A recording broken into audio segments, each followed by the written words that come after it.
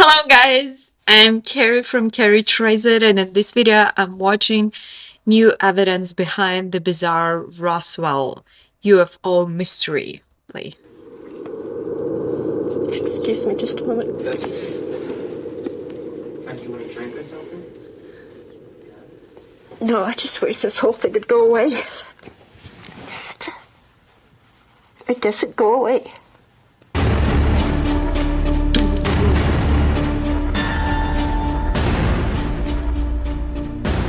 Most certainly the people who have this information, for the most part, would love to share it with their loved ones, to share it with their grandchildren, to share it with humanity in general. We're not paid a penny for anything. I'm hoping that they will someday release the information. It's information of such great consequence that it's something that should be shared by all humanity. It's not something that should be limited to a privileged few within the United States government. The only reason we're doing this is to try and get as much of the truth out as we can while some of us are still alive. Well, now, Doctor, could they be hallucinations or some other misrepresented objects? They could, but I am firmly convinced that such an explanation is not valid for all of them. It might be in few cases, but there is still remaining a solid block of very reliable, good observations which cannot be explained by such means. I think we are entitled to know what's happening in this world. We live in it. It's our world. Headline edition, July 8, 1947. Wow, look at this It's guy. getting to be a long lost story. It's not going to be too long before there's not going to be anybody left that was alive in 1947. The Army Air Forces has announced that a flying disc has been found and is now in the possession of the Army. They just think that you're nuts if you talk about it, so... And I don't just generally talk about it, to anybody unless somebody calls and asks me to tell them what happened. She reminds me of Phoebe from Friends. It's not a source of conversation over coffee. If I didn't think the government was withholding information on the overall situation, I wouldn't be sitting here being interviewed, for one thing. It doesn't get any easier, because every time that I tell somebody about it, I feel like I'm 12 years old again. They might regularly land outside on oceans or in uninhabited parts of countries, but they might also not be ready to tell us. But he said, The UFO he said, crash I'm in the at rest of your life. Roswell. We will find you. Tell us what actually happened.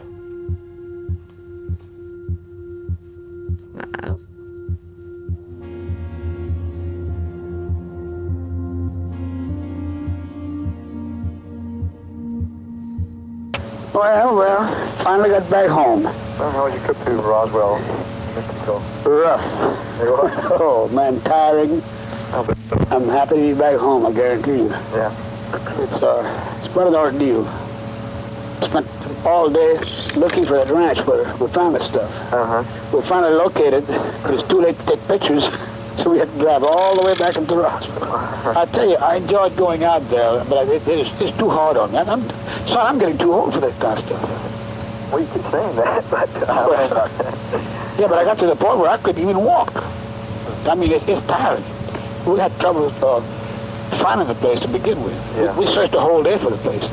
But when I saw the place, I recognized it. Well, that's good. So, the house where Mr. Brazil used to live, they renovated the whole thing. It's a boat. A fellow by the name of Bogle who lives there. And he took over the ranch, you see. And he was very helpful. In fact, he took us right to the spot, and he knew exactly where it was. So we were lucky in that respect. Yeah. And I walked over that entire area. Too much happening at one time. But I did recognize the exact spot. Oh, you did? Okay. Oh, yeah. I took him to the exact spot where that stuff was found. But there wasn't any debris out there, I guess. Oh, no. Lord, that thing is vacuum cleaned. There's nothing left. Roswell right now is composed mostly of retirees. It's a beautiful sight, the illumination around that place. But I really enjoyed that. So my trip was worthwhile anyway. Well, I'm glad of that. I'm very happy with it. Well, son? It makes me feel better, too. I tell you what, I'd love to live there again. Well, I would, too, you know. And I spent quite a bit of time with Walter Houghton. I went to his art store, and we had dinner together Wednesday night, rather. So everything went okay. Well, I had a big time. It sure sounds like it. I'm very, very happy for you. It makes me feel better, you know. Takes me down out of my room. Well, I'm telling you. Well, son, I'm going to let you go out. Okay, Danny. Well, look, I'll give you all a call next week. Okay, fine. Keep your chin up and have as much fun as you can. Yeah. That's all I think to do. I'm trying to do it. Okay, bro. Okay, bye-bye. Bye-bye. Did you just... It's happened in 1947, and they're talking in 1995, almost 50 years after he went, like, to find the place, and he actually found it, and that's why his son is so happy for him. But 50 years? What did they do all another time where nobody cared about it? I think there were 15,000 people living in Roswell, and 7,000 of them were out at the base. It was a huge benefit to the community. Now, Roswell was probably one of the most patriotic towns in the whole United States. They saved every tin can around. We scraped the tinfoil off of gum wrappers. We saved the string. We turned everything in for the war effort. And even 2 years afterwards, we were still doing it. Where's Roswell? Looks like Joshua Tree.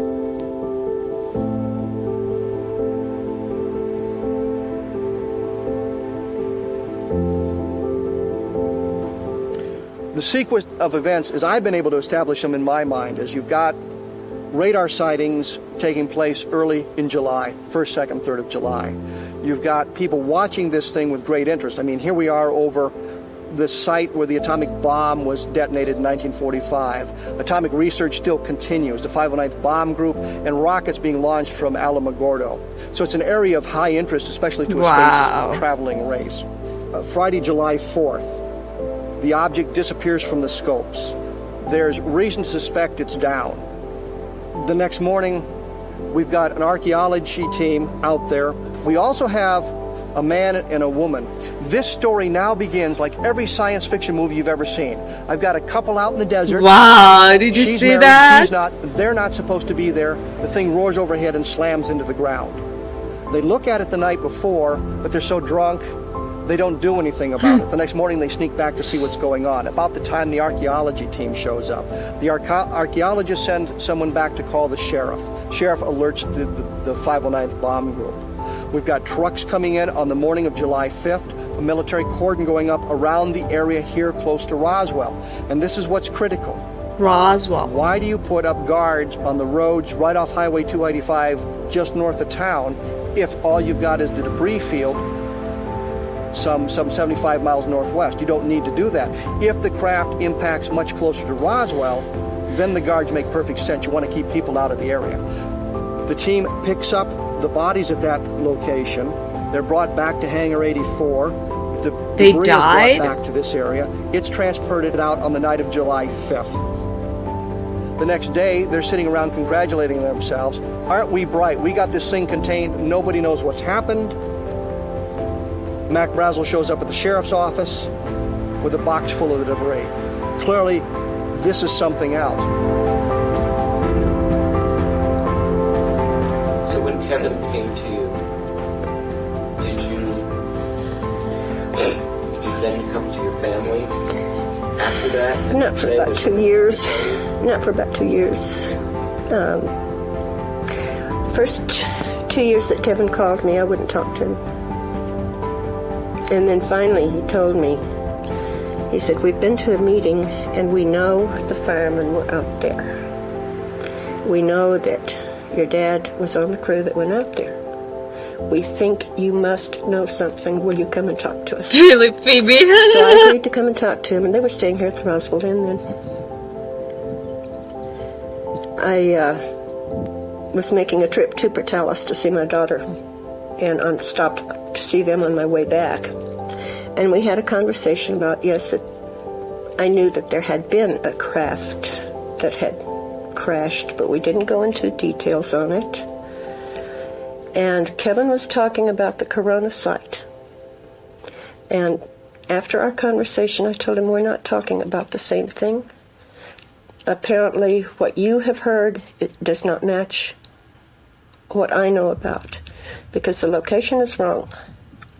I said, the place where Daddy went, he did not go to Corona, and he would not have gone to Corona. The Roswell Fire Department would not have gone to Corona. So at that point, they started looking for clues to this other crash site. When I told him where Daddy said it was. So that's how this started. That's how it all came out, anyway.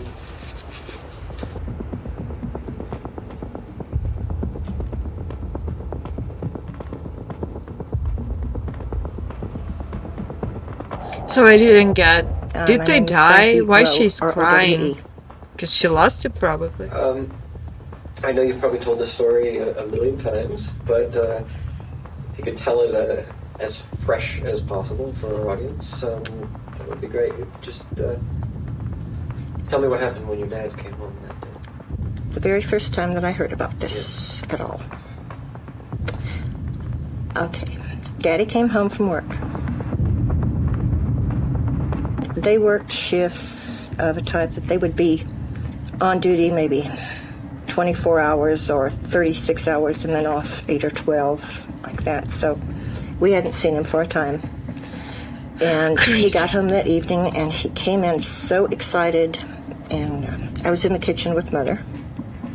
And he asked Mother, he said, I've got something I want to tell everybody. Get everybody in here. And she said, we're cooking supper right now. And he said, well, how long is it going to be? Because I've got to talk to everybody.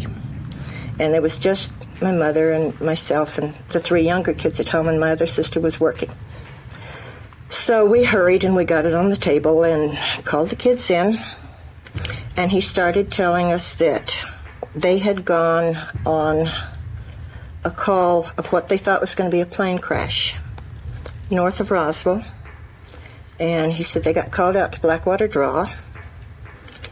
And when they got out there, what they saw was not a plane that was our plane, but he said it was a flying craft from somewhere else. Well, we didn't ask questions, but Mother asked all the questions, and we were just listening, and she started, what do you mean somewhere else? And he said, it's not an airplane. He said, it's not from this world. Now here on this map Somewhere. are pinpointed locations where some 30 saucers have been sighted and are still unexplained. The following proposition could be established. There Iowa. actually have been Iowa. and may now be present in the Earth's atmosphere strange aerial objects. Some are of a geometric order. Others can only be described as brilliant light sources. Their form cannot be determined. He said the crash was like the flying saucers that they have talked about, because there have been a few comments on the news about flying saucers. And he said it was one of the flying saucers crashed. And I don't think really Mother believed him at first. And he said, no, I mean it. We went out there early today, which I don't know what time that was, but early to him could have meant they left before dark. And he said when they got there, they could see that there were 2 bodies that were laying on the ground outside of this craft, and that there was one, what he called little person. And he said there's one little person that was walking around, and he said they were still alive. So she asked him, you know, what did they look like? Did they look like us? And he said they were very small, about the size of a small 10-year-old child. But the head looked like the little insect that we saw around our house called Child of the Earth. We all knew what that looked like, so nobody asked any questions on that. We assumed that meant that the head was too large for the body, and it had no hair, and it would have large eyes. Ugh. We knew that because that's what the child of the earth insect looks like. He said they looked quite a bit like us. He said they were a lot smaller than we are. Because when he said a small 10-year-old child, I knew he meant smaller than I was. And I wasn't very big at 12 years old. I was a little small for my age.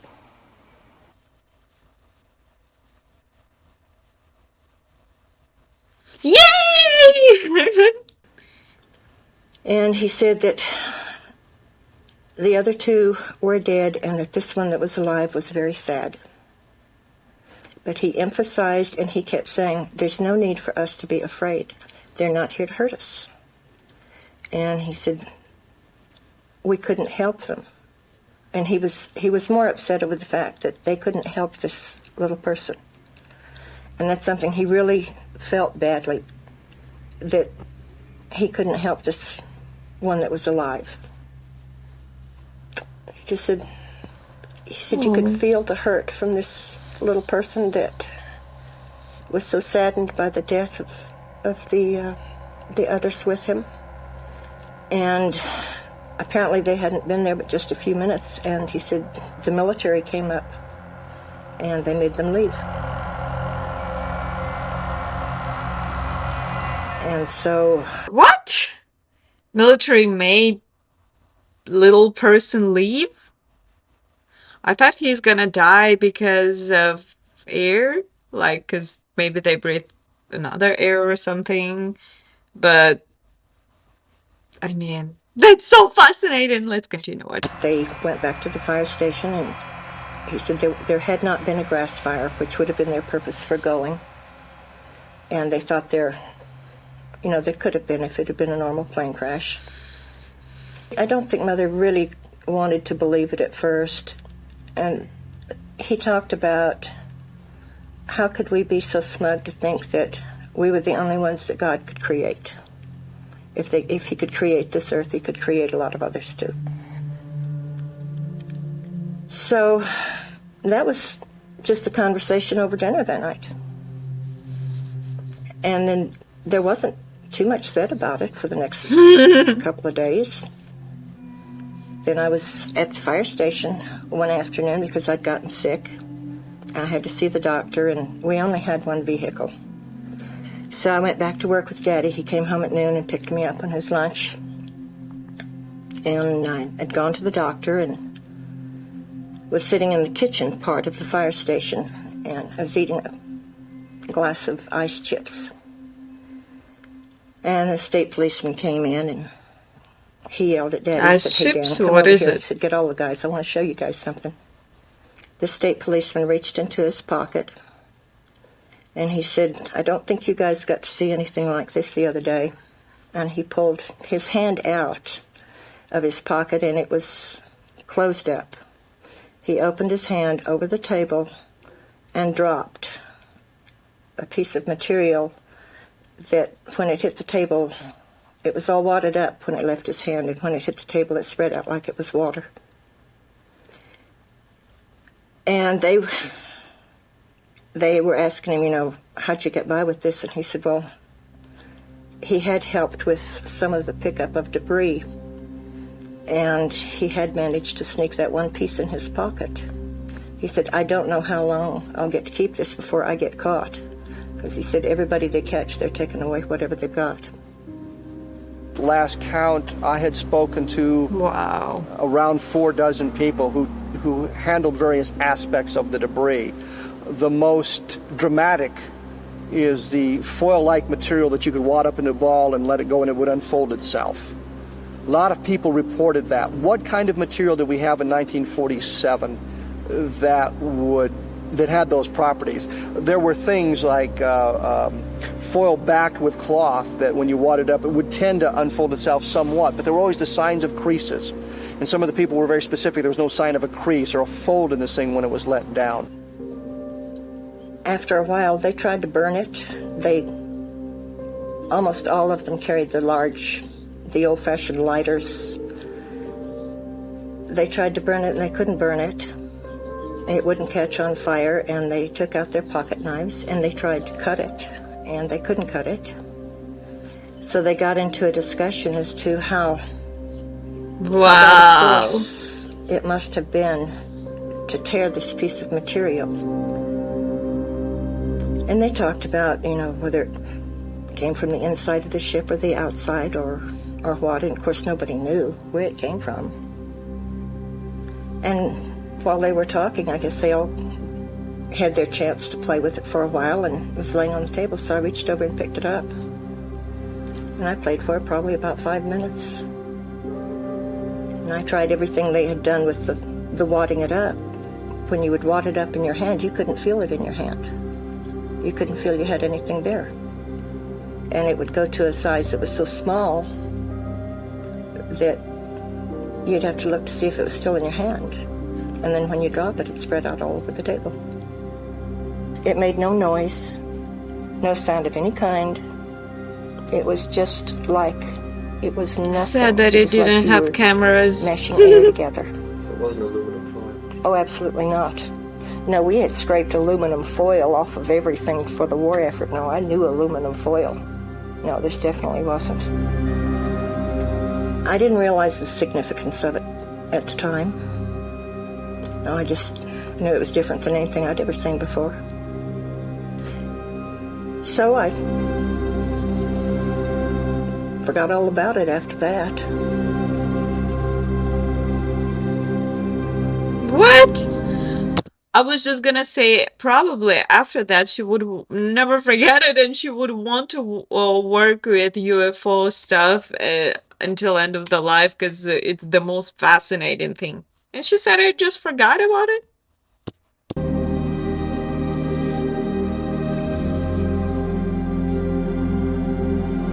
Something came down during the first week of July 1947 on what's known as the Foster Ranch.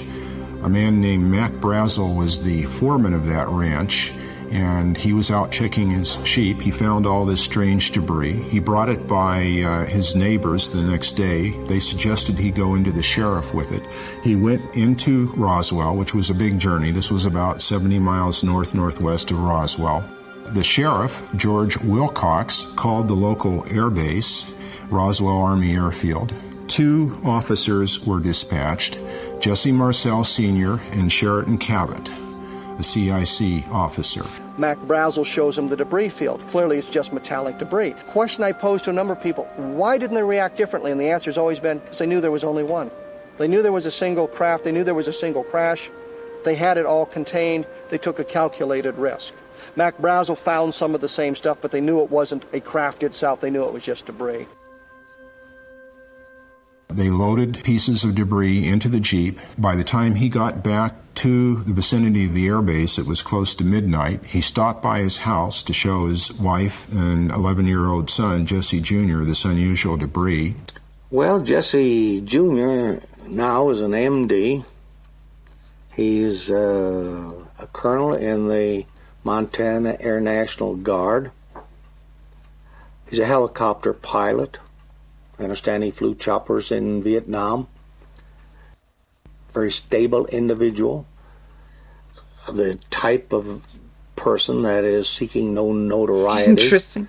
Has no axe to grind Funny. on this. I think to a great extent he participates in these things to see if he can help get the truth out. I think this is what a bulk of us are doing. We're not, we have nothing to gain by doing this. My father was on the intelligence team at the Roswell Army Airfield, and it was his job to look at what they thought was a crashed aircraft or crashed something out there out of Roswell. When he came in, he was very excited. He woke my mother and myself up at must have been 1 or 2 o'clock in the morning, and he wanted us to see what he was bringing in from the field. He said, this is parts of a flying saucer, and it was all brought in and spread out on the kitchen floor, and we just looked at it. You know, I picked up this particular I-beam and held it up to my upper left to look at it with the kitchen light reflecting on the inner surface, and that's when I saw the writing or the symbols of some sort. I thought at first this is hieroglyphics or some kind of writing like that. It certainly looked alien to me.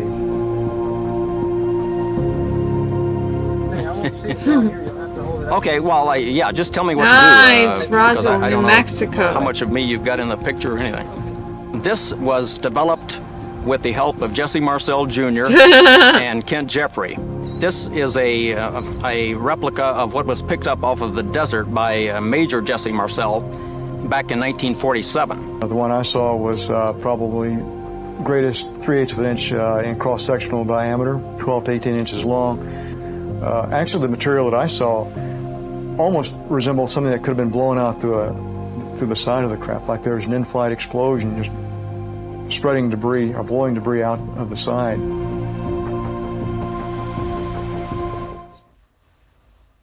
There was a debris field. It's 3/4 of a mile long, 300 feet wide, according to Jesse Marcel, loaded with this metallic debris. Mac Brazel describes it, the debris being thick enough the sheep won't cross it, he's got to drive it around him. There's clearly a lot of debris. Bill Brazel talks about a gouge down through the center, 500 feet long, 10 feet at its widest.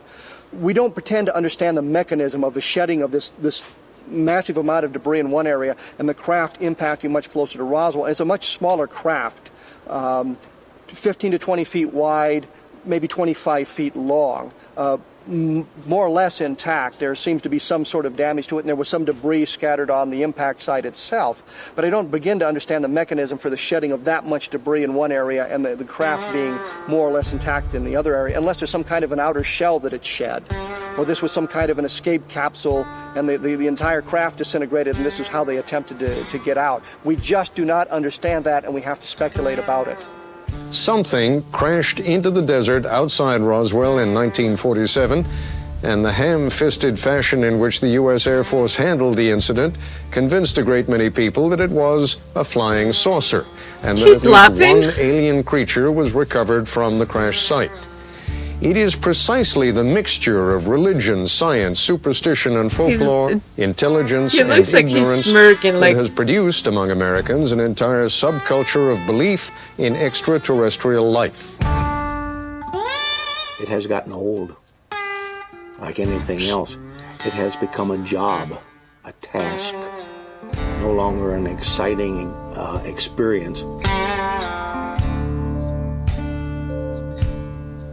My name is Walter G. The G stands for George Haut. H-A-U-T. You ought to remember Haut.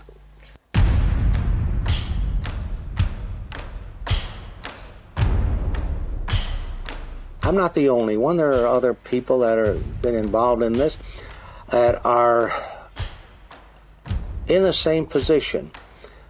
We're not paid a penny for anything. The only reason we're doing this is to try and get as much of the truth out as we can while some of us are still alive. You got to look at the age group that was out at the base at that time. So many of the people that have been doing the legwork, so to speak, were in their 20s. I was one of them. At the base, I was crew member, navigator bombardier. That was my primary duty assignment. My secondary was as public relations officer for Roswell Army Airfield and the 509th Bomb. I like the music. The 509th Bomb Group, incidentally, was a very elite group. It was the only atomic bomb group in the world at the time. The 509th Bomb Group was originally organized during World War II. Their mission was to drop the atomic bombs on Japan.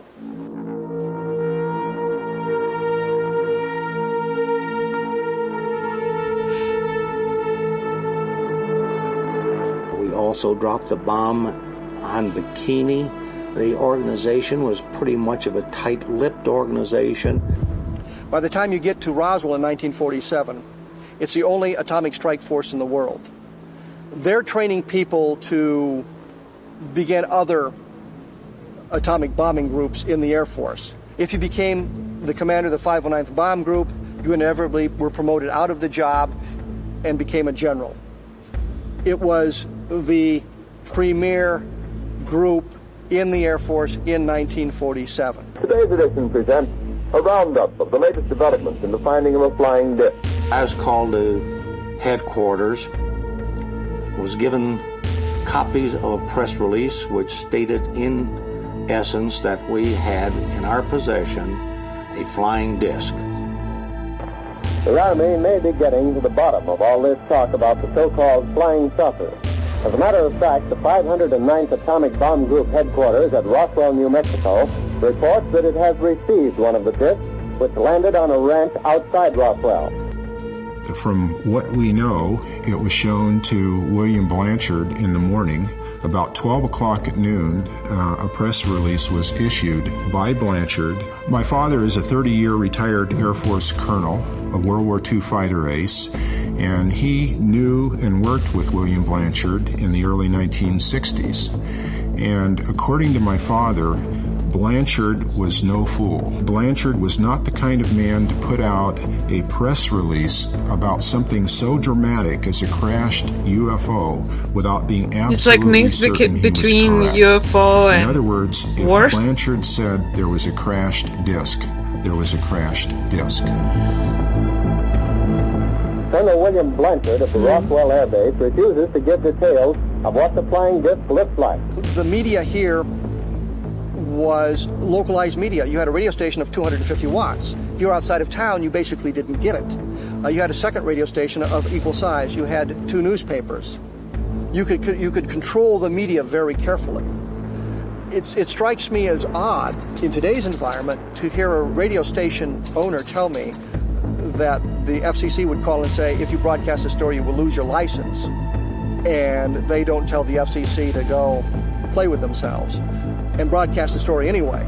They suppressed the story, and they were able to suppress the story. They were able to do what they needed to do to suppress it. This was a military town in 1947. The Army Air Forces has announced that a flying disc has been found and is now... I've got a question here. Do you guys, some of you maybe have parents who told them, or grandparents who told them this story? And maybe they've got this news and they did believe it or not. Please write me in comments. We'd love to read it. in the possession of the Army. Army officers say the missile found sometime last week has been inspected at Roswell, New Mexico, and sent to Wright Field, Ohio for further inspection. We have the military moving in, cleaning all of that material up. Walter Haut issues his press release saying we've got a flying saucer. I was told to hand deliver to the 4 news media we had in town at that time. We had 2 radio stations and 2 newspapers. After I had lunch, I went back out to the base. First phone call that I got when I got back to the office was a fellow from London, England. His interest was, why did we put out the press release in the manner we did? And how did Major Marcel know how to fly this object? I had to explain to him that the press release was put out on the orders of the base commander, number 1. And number 2, Major Marcel did not fly this object. He took this material and put it on an aeroplane, and the aeroplane was flown to Fort Worth. Good God. The phone rang and rang and rang and rang until I would guess somewhere around 4:30, as I got home somewhere around 5 o'clock. That was the end of it. The next morning, when I went out and picked up the newspaper, it said that headline that General Ramey emptied our saucer. The story was done.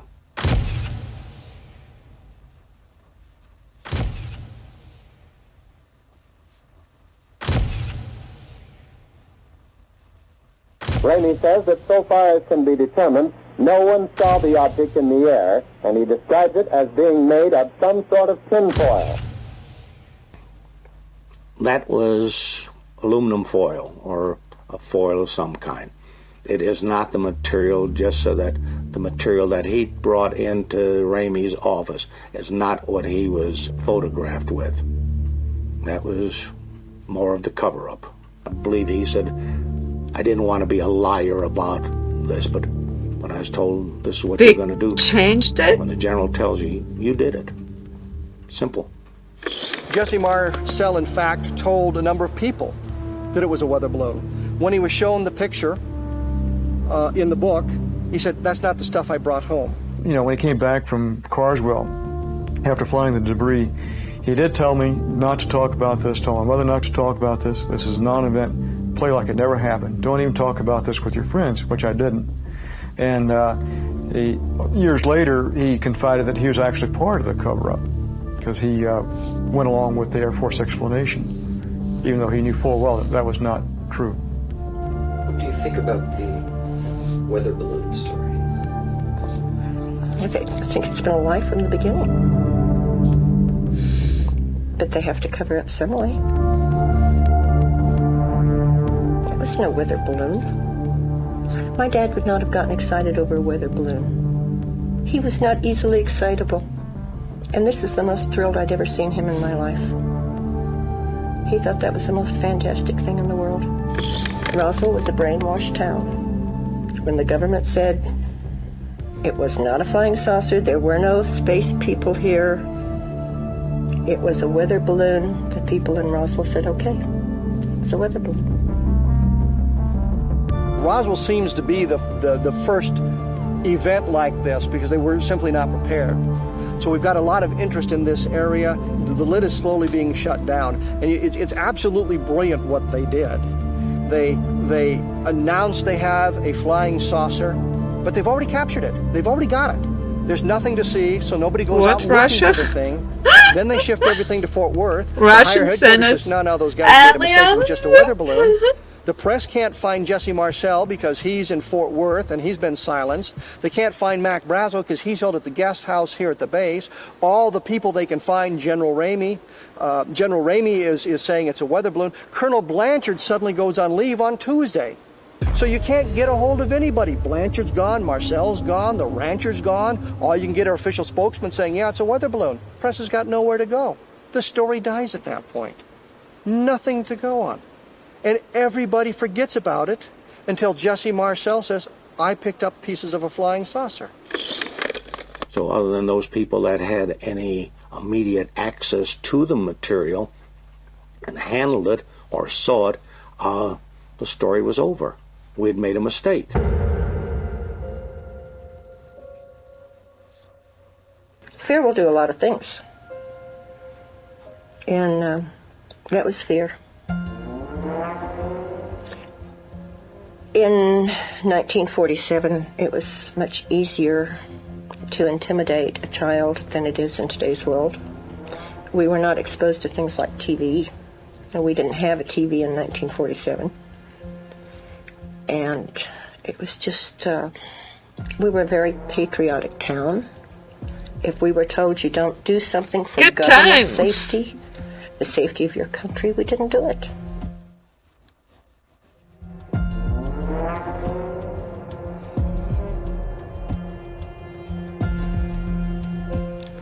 I'm not sure what the time span was, maybe 3 days, maybe 4. Could have been less, it could have been more. That was at home, and a car came driving up the driveway, and we had a pretty long driveway. It was a military car. And Mother and I walked to the door. They knocked on the door, and I answered the door, and Mother was beside me, and he told Mother who he was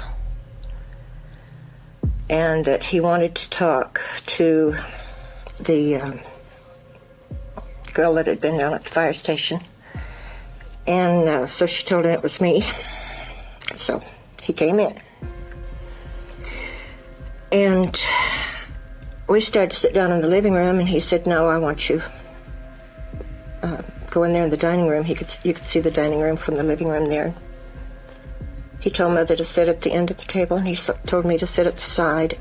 He positioned himself across the table, and he told us to sit down, and he stood. And he said, I understand you were at the fire station the other day. And I told him, yes, I was. And he started out by saying, I want you to understand that you were never there. And I didn't understand what he meant, because this was kind of not a way of talking that we were accustomed to. And I said, yes, I was there. And he said, no, you weren't. And I said, yeah, I was there. And he had mentioned at first that he wanted to see the one who had seen the piece of material that they had been handling down at the station. And I said, yes, I did handle it. And he started emphasizing, no, you didn't. Well, my mother was pretty strict, and we didn't lie. So I'm insistent that, yes, I saw it, yes, I held it. And he got mad, and he was, the more I insisted I had seen it,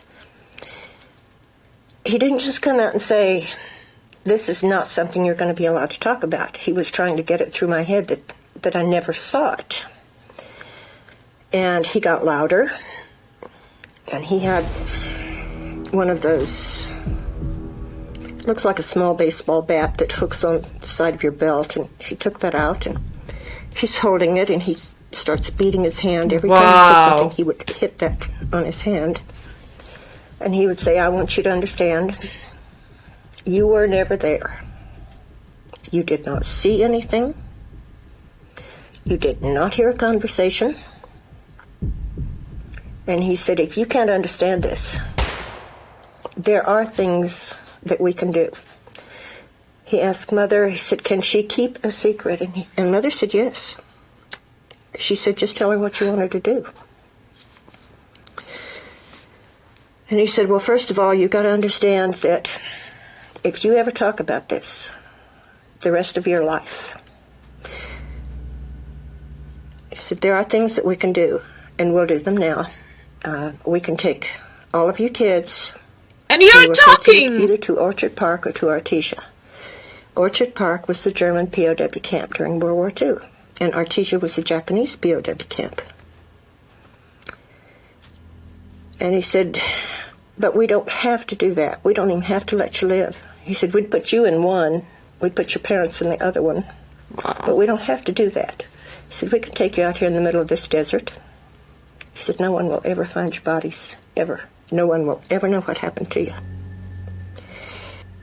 And so he said, the only way I'm going to let you stay around or live is if you promise you'll never talk about this the rest of your life. So I told him I wouldn't. But that really was pretty much all that was involved. He was probably there at the house maybe 45 minutes to an hour. Mother sent me into the bedroom, and I don't know what he had to say to her afterwards. One of the other military police that was with him stayed in the backyard with the younger kids, so they didn't come in the house. And they're saying she was talking about it thousands of times. And I never discussed it again. Until recently. And I'm sorry, I just... Someday... Wow. I will get over it. Threatening. Your mother must have had a hard time explaining. I thought it's about Russia. Obviously, you were raised to be government. She never talked to us about or Soviet Union, I don't know. It was never mentioned again.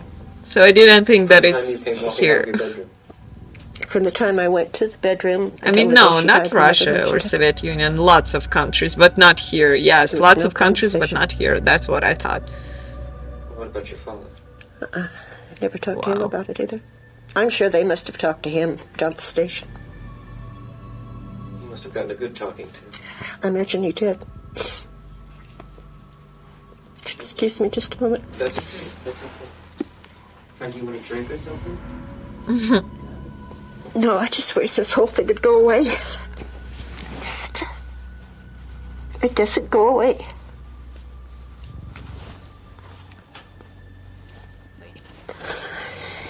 And it doesn't get any easier.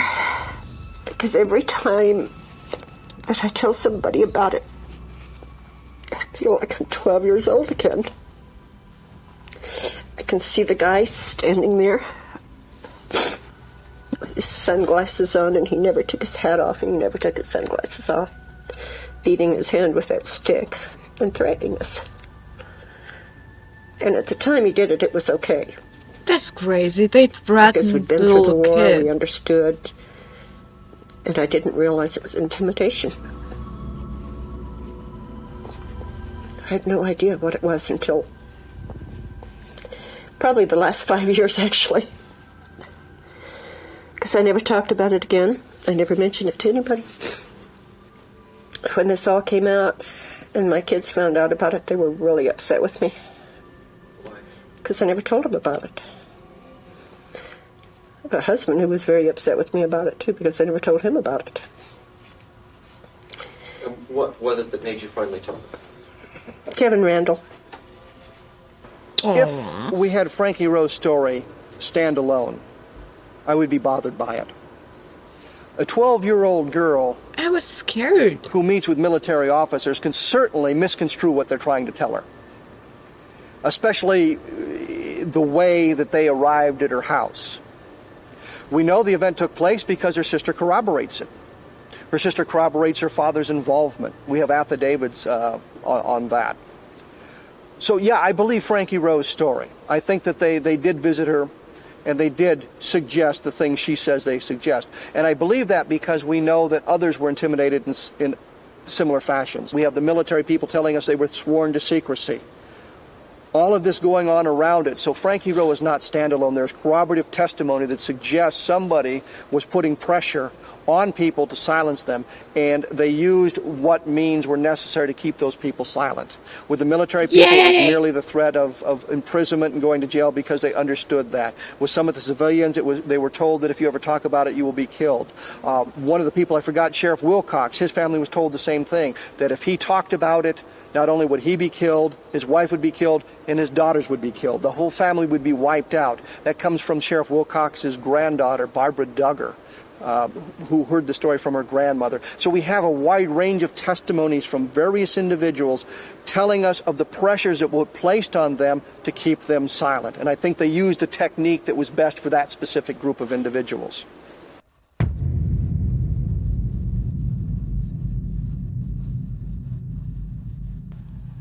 The material that was found out on the debris field was secondary to the crash of the actual object on the night of the 4th of July.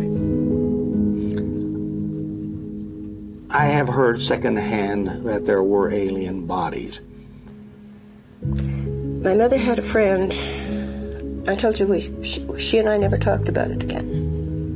She had a lady that would come out and visit with her occasionally, and this woman's husband was working out at the base. He was a painter, contracting to the government, and he was painting in the base hospital the day they brought them in, and he saw the one walking in. And I heard Mother and Yulame talking about Herbert seeing the one that walked in, and that they brought others in on stretchers. And Mother said to Yulame, "Did Herbert tell you what the face looks like? Because Dan said it looked like the child of the earth." And Yulame said, "That's what Herbert said." And of course they put them in this side room, but a bunch of guys are not going to just stand there, you know. They're going to peek if they possibly can, and they looked. And I'm sure that probably Mother and Yulame and maybe Daddy and Herbert, and maybe there was more discussion than I know about, but not in my presence. It's the only reference I ever heard her make about that. But I think that was done before they came out to the house.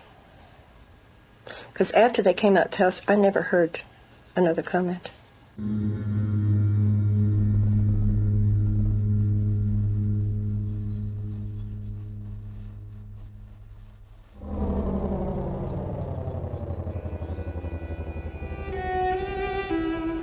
UFO!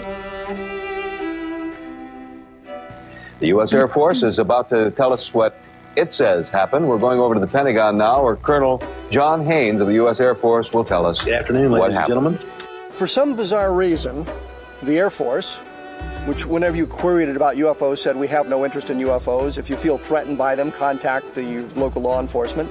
Decided they were going to reinvestigate the Roswell case. The conclusion of the first report left no doubt that what was recovered near Roswell, New Mexico in July 1947 was debris from a formerly top-secret Army Air Forces research project, codenamed Mogul.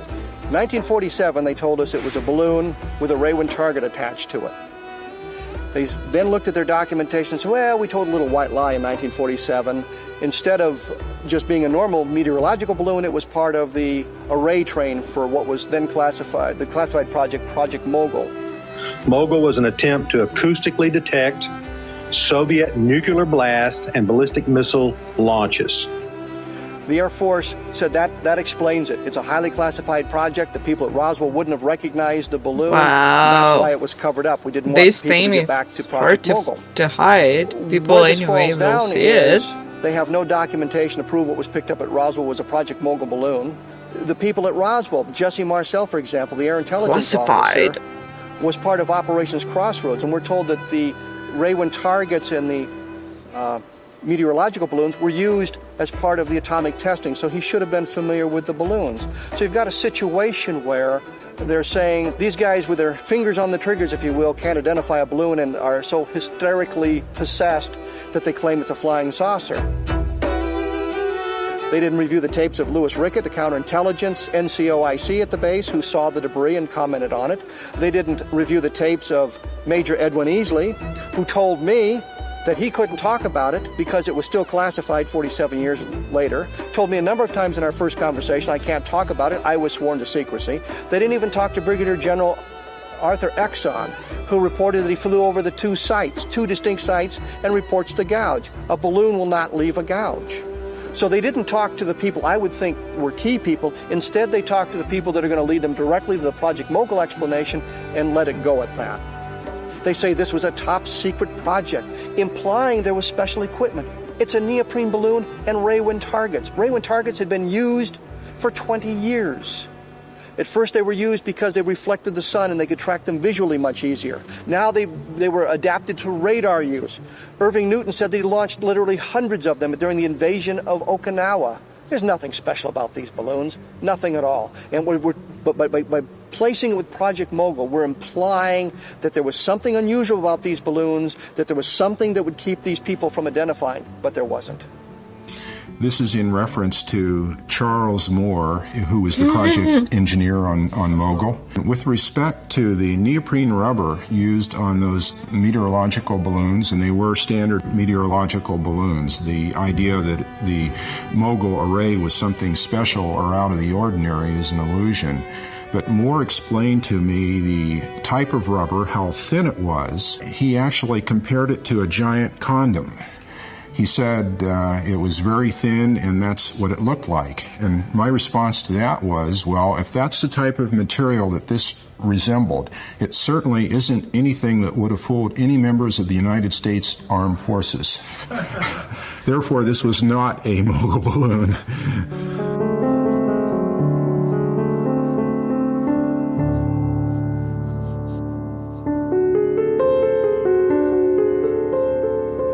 I don't know that the Air Force has ever explained what took them so long to say this is the explanation, if this is the explanation. When I sent the first request to the Secretary of Defense for a response about the Roswell incident in view of the fact that there were these accusations, essentially of a government cover-up, the response I got was a very terse letter that said in about a sentence or two from the Air Force, we referred your letter to the National Archives, and that's all it said. The National Archives then said, we don't have any information about the Roswell incident, which I was convinced the Defense Department had to know before they were sending me there. So in other words, I thought I was getting the runaround. They believe that the records, in fact, were destroyed more than 4 decades ago. So there's not an individual on the job now we can just call up and say, what happened to these records? And so the GAO has simply no further recommendations or ideas on how to go farther. The only records we're talking about being destroyed are communications from Roswell Army Airfield, 509th, only atomic bombing group in the world, out moving messages. How about the analysis of the materials? How about the autopsy reports? How about the eyewitness testimony from those who stood. As I understood, there is a lot of lying there, and some people do understand something, something not. They get weird information, and they're threatened to like release this information. But people are never missed, right? Nobody never got killed for holding some information. Is that right? So only threatening and lie. Guard, those who carried it, those who tested at various government labs. There ought to be a ton of other paper. What happened to this? What happened to the one that was alive? I'm positive that there's information being withheld from the public domain concerning the Roswell event.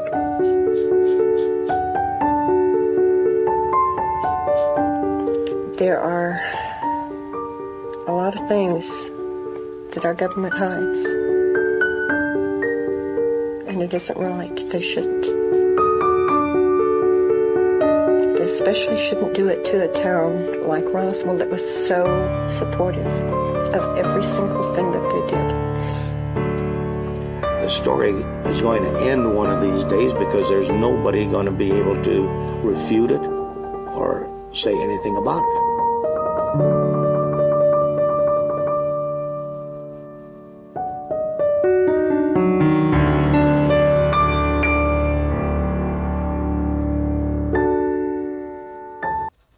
Yeah, for some reason at first I thought she's crying because of like they killed her father for having this information. And then I realized no, it's just because she wanted people to know the truth. Wow, that's a lot. Interesting. So why did she decide like in so many years she was holding the truth and she decided to give this interview and the last 5 years started to talk about it? I didn't get this. So it was super cool and I really enjoyed it. If you guys enjoyed it too, please write me in comments and suggest me something about UFO. I would love to watch it. And don't forget about like, subscribe, and support me on Patreon, Venmo, buy me a coffee. Here are the link for Amazon wishlist, and I'll see you in the next one. Bye bye, guys.